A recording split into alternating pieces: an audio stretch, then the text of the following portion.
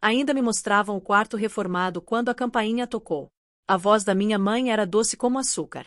É para os filhos da sua irmã. Sua casa deve ter um propósito agora. Deixei minha mão descansar no berço. Elegante, novo, pago com dinheiro que eu não tinha gasto. E então veio a frase que disse tudo. Considere esta preparação.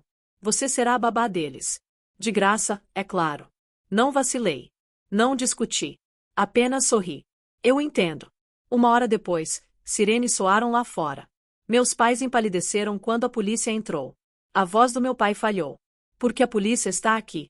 Eu já sabia o porquê. Eu tinha deixado o país 2 anos atrás. Ser voluntária no exterior não era glamouroso, mas era meu. Dormi com anfitriões, trabalhei com estranhos, economizei o máximo que pude. E a casa, minha casa, era minha âncora, paga em parcelas silenciosas, tijolo por tijolo, minha segurança, minha prova de independência. Eles me encorajaram ao ir embora. Estamos vigiando a casa, disse minha mãe. Eu acreditei nela. Eu confiei neles. Que absurdo. Quando voltei, as fechaduras tinham sido trocadas. Não foram minhas próprias paredes que me receberam, mas bolos, brinquedos de plástico e fotos emolduradas de crianças, não minhas, mas da minha irmã. A casa estava cheia de intrusos. A princípio, pensei que estivesse enganada. Talvez eles estivessem apenas usando os quartos de hóspedes. Mas o quarto principal, que eu havia transformado em um santuário, estava revirado, desmontado e repintado. Eu havia sido despejada da minha própria casa. Os papéis no balcão da cozinha confirmavam. As contas estavam em nome da minha irmã.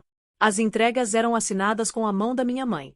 Eles não estavam vigiando a minha casa. Eles a reivindicaram para si.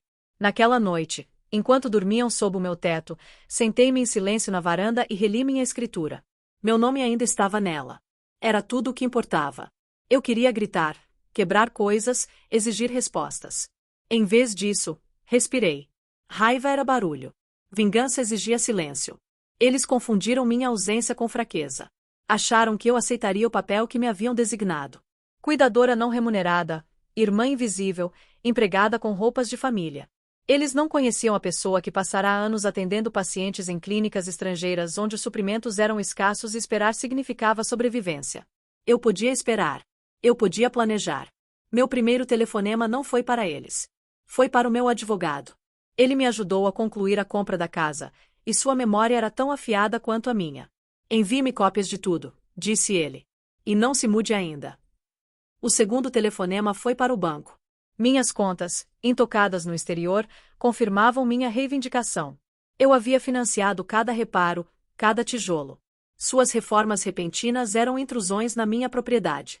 O terceiro telefonema foi o mais importante, para as autoridades de planejamento e habitação. Relatei mudanças estruturais não autorizadas, normas de segurança, leis de ocupação, palavras tão cortantes que poderiam ferir sem derramar sangue. Quando voltei para casa com minha mala, a armadilha já estava armada. Quando contei que tinha visto o quarto das crianças, meus pais sorriram, esperando gratidão. Minha irmã mal olhou para cima, já confortável em seu papel de Aéres. Faz sentido, disse ela. Você nunca quis ter filhos. Por que desperdiçar o espaço? Não discuti. Apenas assenti. Eu entendi. Essas 3 palavras foram meu escudo.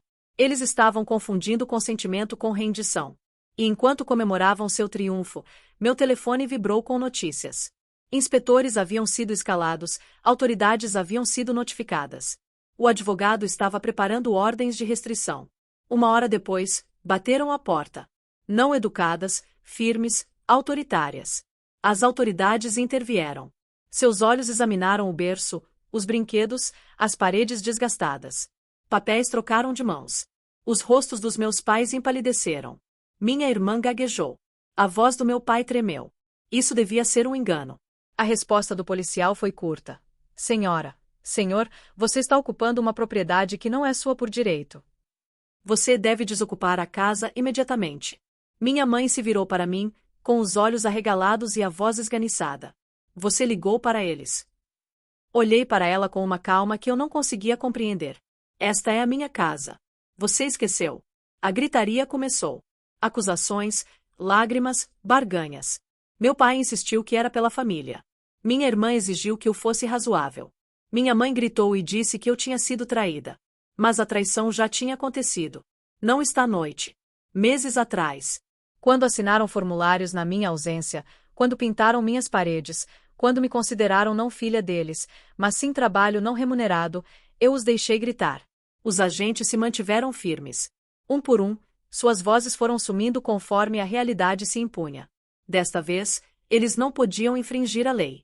Enquanto faziam as malas e colocavam brinquedos e roupas em sacos de lixo, minha irmã finalmente entrou em pânico. Você estragou tudo. Encostei-me calmamente no batente da porta. Não, eu recuperei o que era meu.